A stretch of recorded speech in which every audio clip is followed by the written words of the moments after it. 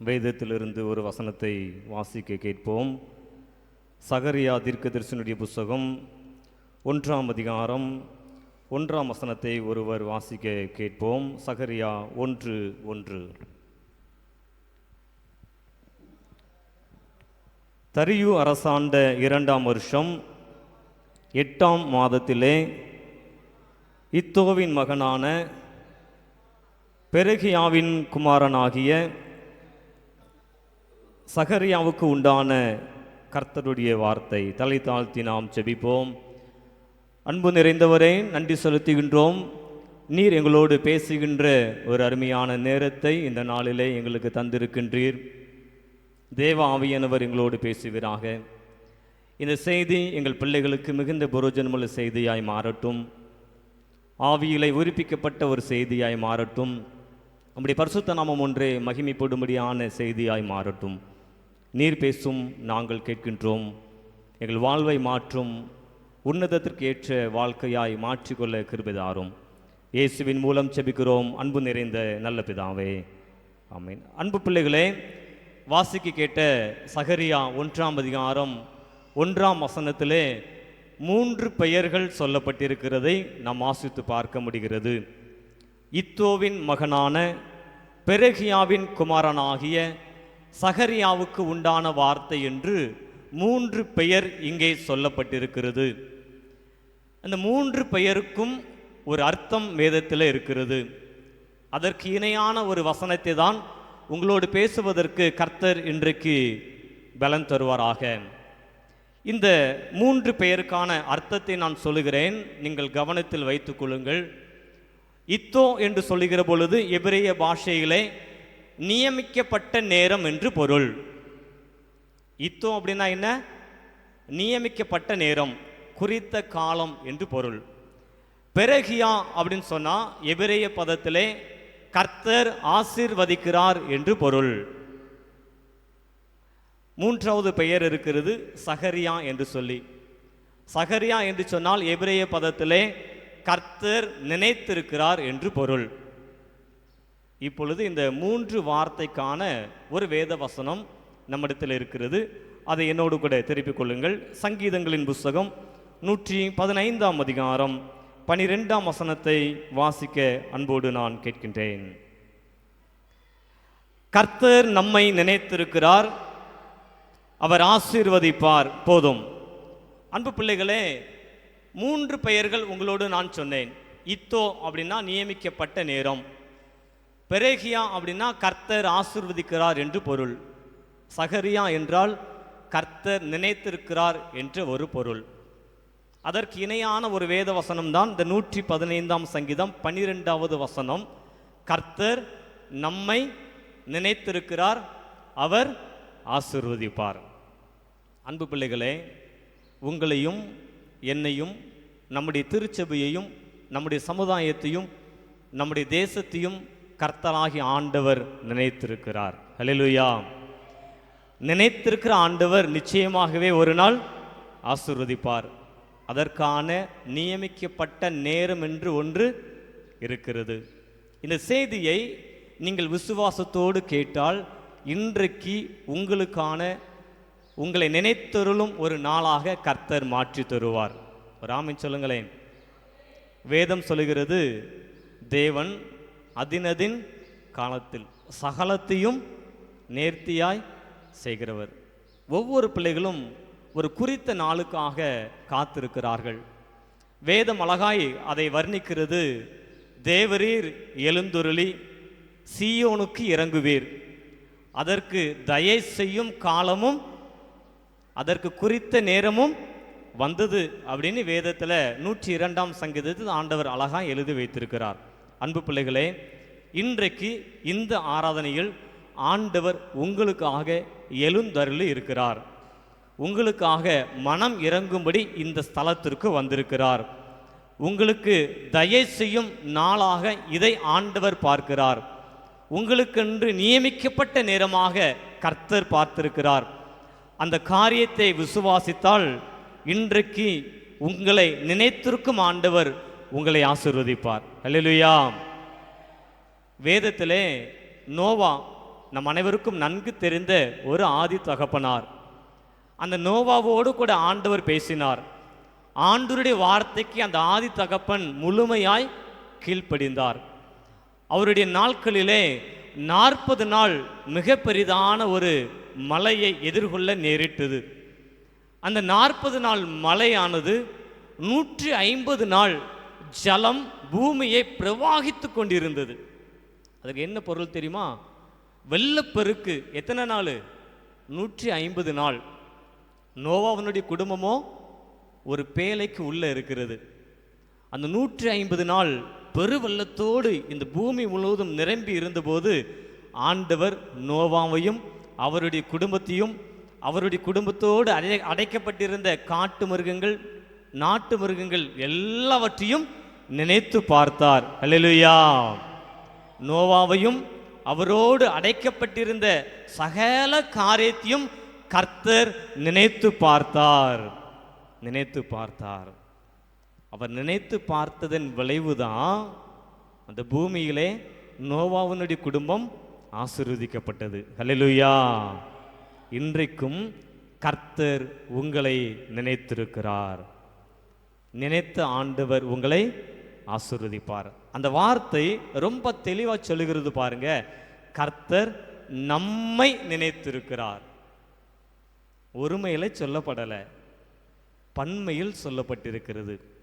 என்னை மாத்திரம் அல்ல, என்னுடைய குடும்பத்தை மாத்திரம் அல்ல, என்னுடைய பிள்ளைகளை மாத்திரம் அல்ல, என்னுடைய தலைமுறையை மாத்திரம் அல்ல. அது எப்படி தெரியுமா? நம்மையும், என்னையும், என் குடும்பத்தையும், என்னுடைய திருச்சபையையும், என்னுடைய திருச்சபையில் இருக்கக்கூடிய எல்லா விசுவாச குடும்பத்தையும், என்னுடைய சக விசுவாச கூட்டத்தையும், எங்களோடு இணைந்து நாங்கள் ஜெபிக்கிற இந்த தேசத்தையும் கர்த்தர் நினைத்து பார்ப்பார். இந்த தேசத்தையும் கர்த்தர் ஆசீர்வதிப்பார் என்று ஒரு பொருள்படுகிறது. அன்பு பிள்ளைகளே, நம்முடைய ஆண்டவர் வர்ணிப்பதற்கு எல்லை இல்லாத ஒரு ஆண்டவர். எவ்வளவு வர்ணித்தாலும் எவ்வளவு புகழ்ந்தாலும் எல்லாவற்றிற்கும் ஏற்புடையவர் நம்முடைய ஆண்டவர். ஆண்டவர் ஒரு அருமையான வசனம் பார்த்தீங்களா? நம்மை நினைத்திருக்கிறார், நம்மை ஆசீர்வதிப்பார் என்ற ஒரு வார்த்தை. அதை தொடர்ச்சியாக பார்க்கும்போது இஸ்ரவேல் குடும்பத்தாரை ஆசீர்வதிப்பார், ஆரோன் குடும்பத்தாரை ஆசீர்வதிப்பார் என்று 2 பெயர்கள் அங்கே சொல்லப்பட்டிருக்கிறது. நம்ம எல்லாருக்கும் நன்கு தெரிந்த 2 பெயர்கள். என்ன பெயர்லாம்? இஸ்ரவேல், ஆரோன். இஸ்ரவேல்னா யார் அப்படின்னு நமக்கு நல்லா தெரியும். இன்றைக்கு சிந்தனைக்காக ஆண்டவர் என்னோடு பேசிய வார்த்தை என்ன தெரியுமா? இந்த இஸ்ரவேலை குறித்து சொல்லப்பட்ட ஒரே ஒரு காரியம். என்னோடு திருப்பிக் கொள்ளுங்கள். யாத்ராகமத்தினுடைய புஸ்தகம் 6ஆம் அதிகாரம் 5, 6 ஆகிய வசனத்தை நான் வாசிக்கிறேன் பாருங்கள். முதல் பஸ்கா பண்டிகை ஆசரிக்கும் போது ஆண்டவர் ஒரு காரியத்தை இந்த பிள்ளைகளுக்கு நினைப்பூட்டுகின்றார். என்ன சொல்றாரு? 5ஆம் வசனம் பாருங்க. எகிப்தியர் அடிமை கொள்ளுகிற இஸ்ரவேல் புத்திரரின் பெருமூச்சையும் நான் கேட்டு என் உடன்படிக்கையை நினைத்தேன். இஸ்ரவேல் அப்படின்னா யார் தெரியுமா? அடிமைப்பட்ட ஜனம். நல்லா புரிஞ்சுக்கோங்க. இஸ்ரவேல் அப்படின்னா யாரு? அடிமைப்பட்ட ஜனம். யாரிடத்துல? எகிப்தியர் இடத்துல அடிமைப்பட்டிருந்த ஜனம். எத்தனை வருஷம் அடிமைப்பட்டு இருந்தாங்க? 430 வருஷம். 430 வருஷம். யாத்ராகமம் 12ஆம் அதிகாரம் 40ஆம் வசனம் அழகா சொல்லுகிறது பாருங்க. இஸ்ரவேல் புத்திரர் எகிப்திலே குடியிருந்த காலம் 430 வருஷம். அப்போ எகிப்தில் இஸ்ரவேல் ஜனம் எத்தனை வருஷம் அடிமைப்பட்டு இருந்துச்சு? 430 ஆண்டு காலம் அடிமைத்தனத்திற்குள் இருந்தாங்க. சுமை தூக்கி கொண்டு இருந்தாங்க, ஒடுக்கப்பட்டு கொண்டிருந்தார்கள். எகிப்தியர்களுடைய எல்லா விதமான உபத்திரவத்திற்கும் இந்த இஸ்ரவேல் ஜனங்கள் கண்ணீரோடு அவைகளை தாங்கிக் கொண்டே இருந்தார்கள். அந்த அடிமைத்தனத்தை கர்த்தர் நினைத்து பார்த்தார். ஹல்லேலூயா. அந்த அடிமைத்தனத்தை நினைத்து பார்த்து இஸ்ரவேல் குடும்பத்தை கர்த்தர் ஆசீர்வதித்தார். இன்றைக்கும் உங்களுடைய அடிமைத்தனத்தை கர்த்தர் நினைத்திருக்கிறார் என்று விசுவாசியுங்கள். எத்தனை பேரால் விசுவாசிக்க முடியும்? ஜெபிக்கிறோம், நல்லது. கண்ணீரோடு ஜெபிக்கிறோம், நல்லது. பொருத்தனையோடு ஜெபிக்கிறோம். நல்லது. மாறாக இன்றைக்கு எனக்கென்று நியமிக்கப்பட்ட காலம், எனக்கென்று குறித்த நேரம் ஒன்று வந்திருக்கிறது.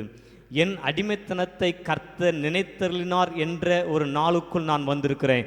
இன்னைக்கு விசுவாசிக்கிறேன், என் அடிமைத்தனம் எல்லாம் மாறுகிறது என்று நீங்கள் விசுவாசித்தால் என் தேவன் உங்களை கனப்படுத்தி ஆசீர்வதிக்க வல்லவர், போதுமானவர். ஹல்லேலூயா. இஸ்ரவேல் குடும்பத்தாரை ஆசீர்வதிச்சார். ஏன் தெரியுமா? இந்த இஸ்ரவேல் ஜனம் எகிப்தில் அடிமைப்பட்டிருந்தது. இன்னும் சொல்லப்போனா யாத்திராகமம் 20ஆம் அதிகாரம் மோசேயினுடைய கரத்தில் ஆண்டவர் 10 கட்டளைகளை, கற்பனைகளை எழுதி கொடுத்தார். தன் கைப்பட எழுதி கொடுத்தார். அந்த கற்பனைகளை சுமந்து கொண்டு இந்த மோசே ஜனங்களை பார்க்க வர்றார். 20ஆம் அதிகாரம் 2ஆம் வசனத்தில் அந்த மோசே என்ன சொல்றார் பாருங்களேன். உன்னை அடிமைத்தன வீடாகிய எகிப்து தேசத்திலிருந்து புறப்பட பண்ணின உன் தகப்பனாகிய கர்த்தர் நானே. அதை மறக்க முடியுமா? 10 கட்டளைகள், கற்பனைகளை மறக்க முடியுமா? சொல்லுங்களேன். எல்லாருக்கும் ஞாபகம் இருக்கு தானே? ஆண்டவர் கற்றுத்தந்த கற்பனைகள், மோசேயினிடத்தில் அவருடைய கைப்பட எழுதி கொடுத்த காரியம். அதை சுமந்து கொண்டு மோசே வந்த பொழுது அவர் சொல்றாரு, உன்னை அடிமைத்தன வீடாகிய எகிப்து தேசத்திலிருந்து புறப்பட பண்ணின தேவனாகிய கர்த்தர். எப்படி சொல்லி பேச ஆரம்பிச்சார் பார்த்தீங்களா? அப்போ இஸ்ரவேல் அப்படின்னா யாரு? அடிமைப்பட்ட ஜனம். அப்படிப்பட்ட இஸ்ரவேல் குடும்பத்தாரை நான் ஆசீர்வதிப்பேன் அப்படின்னு சொல்லி சங்கீதம் 115:12 கர்த்தர் சொல்றார். இன்றைக்கு நீங்கள் எந்த சூழ்நிலையில், எந்த காரியத்திற்கு அடிமைப்பட்ட ஜனம்? நிறைய காரியங்கள் சொல்லிக்கொண்டே போகலாம் ஐயா. மனுஷன் இன்னைக்கு ஏராளமான காரியங்களுக்கு அடிமைப்பட்டு இருக்கிறான். எதுவெல்லாம் என்று நான் சொல்லி தெரிய வேண்டிய அவசியம் இல்லை. புகை, குடி, அழிந்து போகக்கூடிய நிலம், வீடு, வாசல்கள் என்று அநேக உலகத்தினுடைய காரியத்திற்கு இந்த மனுஷன் என்ன செய்யறான்? அடிமைப்பட்டு இருக்கிறான். இந்த உலகத்தினுடைய அடிமைத்தனத்திலிருந்து நீங்கள் உன்னதத்தை நோக்கி பாருங்கள் என்று ஆண்டவர் உங்களிடத்திலே இன்றைக்கு பேசுகிறார். இன்றைக்கு உங்களை கர்த்தர் ஆசீர்வதிக்கணும்னா இன்னைக்கு சில மனமாற்றம் வேண்டியது அவசியம். நான் எதில் அடிமைப்பட்டு இருக்கிறேன்? என்ன பாவம் என்னை அடிமைப்படுத்தி வைத்திருக்கிறது? என்ன சாபம் என்னை அடிமைப்படுத்தி வைத்திருக்கிறது? என்ன உலக இச்சைகள் என்னை அடிமைப்படுத்தி வைத்திருக்கிறது? என்னுடைய கண்கள் எதற்கு அடிமையாக இருக்கிறது? அந்த அடிமைத்தனத்தை இன்றைக்கு தேவ சமூகத்தில் நான் ஒப்பு கொடுக்கும்போது அடிமைத்தனத்தை மாற்றி கர்த்தர் என்னை ஆசீர்வதிப்பார். புரிகிறதா? ரொம்ப சிம்பிளான ஒரு செய்தி தான் யா. இன்னைக்கு ஆண்டவருடைய சமூகத்தில் நீங்கள் கொஞ்சம் ஒப்பு கொடுங்க. நான் யாருடைய அன்பிற்கு அடிமை? தகப்பன் இயேசுனுடைய அன்பிற்கு அடிமையா, அல்லது உலக மனுஷனுடைய அன்பிற்கு அடிமையா? நான் எதற்கு அடிமையாக இருக்க வேண்டும்? இயேசு கிறிஸ்துவுக்கு நான் அடிமையாக இருக்க வேண்டும், இந்த உலகத்திற்கு அல்ல. ஆண்டவரே, இன்றைக்கு நான் மாறுகிறேன். என் அடிமைத்தனம் மாறட்டும், என் கண்ணீர் மாறட்டும். இஸ்ரவேல் குடும்பத்தாரை ஆசீர்வதிப்பேன் என்று சொன்னீரே. இஸ்ரவேல் எகிப்தியரிடத்தில் அடிமைப்பட்டிருந்தது. அந்த இஸ்ரவேல் குடும்பத்தை ஆசீர்வதித்தவர் என்னையும் இன்னைக்கு ஆசீர்வதியும் என்று கேளுங்கள், கர்த்தர் உங்களை ஆசீர்வதிப்பார். இரண்டாவது ஒரு பெயர் அங்கே சொல்லப்பட்டிருக்கிறது. ஆரோன் குடும்பத்தாரை ஆசீர்வதிப்பார். எபிரேயர் 5ஆம் அதிகாரம் 4ஆம் வசனத்தை ஒரு வாசிக்க கேட்போம். எபிரேயர் 5ஆம் அதிகாரம் 4ஆம் வசனம். ஆரோனே போல தேவனால் அழைக்கப்பட்டால் ஒழிய. அன்புக்குரியவர்களே, 115ஆம் சங்கீதம் 12ஆம் வசனம் ரொம்ப தெளிவாய் சொல்லுகிறது. கர்த்தர் நம்மை நினைத்திருக்கிறார், அவர் ஆசீர்வதிப்பார். இஸ்ரவேல் குடும்பத்தாரை ஆசீர்வதிப்பார், அவர் ஆரோன் குடும்பத்தாரை ஆசீர்வதிப்பார் என்ற ஒரு தெளிவான வார்த்தை இங்கே எபிரேயர் 5ஆம் அதிகாரம் 4ஆம் வசனம் சொல்லுகிறது. ஆரோனை தேவன் அழைத்தார் அப்படின்னு ஒரு வார்த்தை. அழைக்கப்பட்ட ஆரோன் குடும்பத்தாரை கர்த்தர் ஆசீர்வதிப்பார். நீங்கள் இன்றைக்கு ஆண்டவரால் அழைப்பை பெறுகிறீர்கள். ஒரு ஆமென் சொல்லுங்க பார்க்கலாம். ஆண்டவரால் அழைப்பை பெறுகிறீர்கள். ஆரோனை போல தேவனால் அழைக்கப்பட்டால் ஒழிய இந்த கனமான ஊழியத்திற்கு அப்படின்னு ஒரு அருமையான சாட்சியுள்ள ஒரு வார்த்தை. எல்லாருக்கும் ஆசை, நான் ஊழியம் செய்யணும், அந்த வேதத்தை தூக்கிட்டு போகணும், நான் சுவிசேஷம் சொல்லணும், நான் ஜெபம் பண்ணணும். ஆசை இருக்கா இல்லையா? சொல்லுங்களேன். இருக்குதா இல்லையா? இருக்குங்க. நான் எப்படி வாழ்கிறேன் அப்படிங்கிறது முக்கியம் இல்லை, தேவனுக்காக ஊழியம் செய்தானா என்பது முக்கியம்.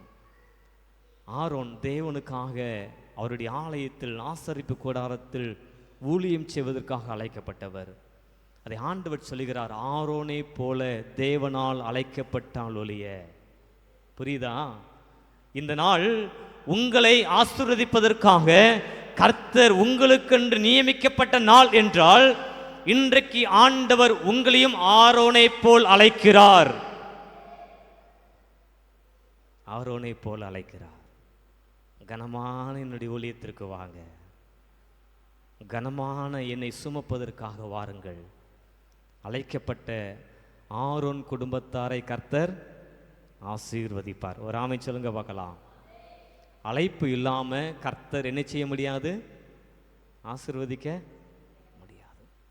அழைப்பு இல்லாம கர்த்தர் உங்களை என்ன செய்ய முடியாது? நினைத்து பார்க்க முடியாது. அழைப்பு இல்லாமல் உங்களுக்கான நியமிக்கப்பட்ட நேரத்தை கர்த்தர் உங்களுக்கு சகாயமாக கொடுக்க முடியாது. அழைப்பு இருந்தாதான் கர்த்தர் உங்களை நினைக்க முடியும், உங்களுக்கான நியமிக்கப்பட்ட நேரத்தை நீங்கள் உணர முடியும். ஒரு ஆமென் சொல்லுங்க பார்க்கலாம். ஆண்டவர் என் கூட தான் பேசுகிறாரு, இன்னைக்கு என்கிட்ட தான் பேசினாரு. என்னோடு பேசி ஆண்டவர் நிச்சயம் ஆசீர்வதிப்பார் என்று விசுவாசித்தால் மாத்திரமே உங்களையும் உங்கள் குடும்பத்தையும் கர்த்தர் ஆசீர்வதிக்க முடியும். நல்லா பாருங்க, ஆரோனுடைய வம்ச வரலாறை குறித்து முதலாவது வேத பகுதியில் வாசிக்க கேட்டோம். 1 நாளாகமம் 24ஆம் அதிகாரத்தில் முதல் சில வசனங்களை நாம் வாசிக்க பார்த்தோம். அப்படி என்னோடு திருப்பி கொள்ளுங்க பார்க்கலாம். 1 நாளாகமத்தினுடைய புஸ்தகம் 24ஆம் அதிகாரத்தை திருப்பிக்கோங்க. அதில் அழகா துவங்குகிற வார்த்தையை பாருங்க. ஆரோன் புத்திரரின் வகுப்புகள் ஆவன அப்படின்னு சொல்லி தாவீது தன்னுடைய முதிர் வயதில் ஆசாரிய வகுப்பு 24 அதை ஒழுங்குபடுத்துகிறார். அதை ஒழுங்குபடுத்தும் போது ஆரோனுடைய 2 பிள்ளைகள் எலெயாசார், இத்தாமார் என்று சொல்லப்பட்ட 2 பிள்ளைகளுடைய குடும்பத்தை ஆண்டவர் இங்கே உயர்த்துகிறார். எலெயாசாருடைய குடும்பம் 16 அதில் இடம்பெறுகிறது. இத்தாமாருடைய குடும்பம் 8 அங்கே இடம்பெறுகிறது. அதில் ஒரு சுவாரஸ்யம் இருக்கிறது. என்ன சுவாரஸ்யம் பாருங்க. அந்த 24ஆம் அதிகாரம் 10வது வசனத்தை வாசிக்கிறேன் பாருங்க. 7வது அக்கோத்சின் பேர் வலிக்கும், 8வது அபியாவின் பேர் வலிக்கும் அப்படின்னு சொல்லி ஒரு பெயர் இருக்கிறது. 8வது யாருடைய வகுப்பு வருகிறது? அபியா அப்படிங்கிற வகுப்பு. இப்போ முதல் வேத பகுதியை வாசித்துட்டோம். 2வது வேத பகுதிக்கு திருப்பணும். 2வது வேத பகுதி எது வாசித்தோம்? மறந்து போச்சே தம்பி. லூக்கா 1ஆம் அதிகாரம். அப்படியே திருப்பங்க பார்க்கலாம். லூக்கா 1ஆம் அதிகாரத்துக்கு வாங்க. அந்த 1ஆம் அதிகாரத்தினுடைய 5வது வசனத்திலிருந்து நாம் வாசிக்க பார்த்தோம். அதில் 8, 9 ஆகிய வசனத்தை நான் வாசிக்க போகிறேன். சரியா? 1ஆம் அதிகாரம் 8, 9 ஆகிய வசனம். அப்படி இருக்க அவன் தன் ஆசாரிய வகுப்பின் முறைப்படி தேவ சந்நிதியிலே ஆசாரிய ஊழியம் செய்து வருகிற காலத்தில் ஆசாரிய ஊழிய முறைமையின்படி அவன் தேவாலயத்துக்குள் பிரவேசித்து தூபம் காட்டுகிறதற்கு சீட்டை பெற்றான். இது யாரை குறித்து எழுதியிருக்கிறது? சகரியாவை குறித்து எழுதப்பட்டிருக்கிறது. இது சகரியா யாரு? 5வது வசனத்தை வாசிக்கணும். வாசிக்கட்டா? யூதயா தேசத்தின் ராஜாவாகிய ஏரோது நாட்களில் அபியா என்னும் ஆசாரிய வகுப்பில் சகரியா என்னும் பெயர் கொண்ட ஒரு ஆசாரியன் ஒருவன் இருந்தான். நல்லா புரியுதா? இந்த சகரியாவுக்கு ஒரு பின்னணியம் கொடுக்கப்படுகிறது. என்ன பின்னணியம்? அபியா என்னும் ஆசாரிய வகுப்பு. இது யாருடைய ஆசாரிய வகுப்பு? ஆரோனுடைய குடும்பத்தில் வந்த ஒரு ஆசாரிய வகுப்பு. 8வது வகுப்புக்கு பெயர் என்னது? அபியா என்ற பெயர். அந்த அபியாவுனுடைய ஆசாரிய வகுப்புல பின்தொடர்ந்து வந்த தலைமுறை யாரு? சகரியா. அந்த சகரியா தேவ சமூகத்தில் தூபம் காட்டுவதற்கு போனாரு. அந்த சகரியாவுக்கு குழந்தை கிடையாது. அந்த சகரியா தூபம் காட்டும்போது கர்த்தர் சகரியாவுக்கு தரிசனமானார். சகரியாவுக்கென்று நியமிக்கப்பட்ட நேரம் ஒன்று வந்தது. சகரியாவை கர்த்தர் நினைத்து பார்த்தார். சகரியாவை கர்த்தர் ஆசீர்வதித்தார். காரணம் என்ன? அவர் ஆரோன் குடும்பத்தாரை ஆசீர்வதிக்கிறவர். இந்த சகரியாவுடைய பிள்ளை தான் யாரு?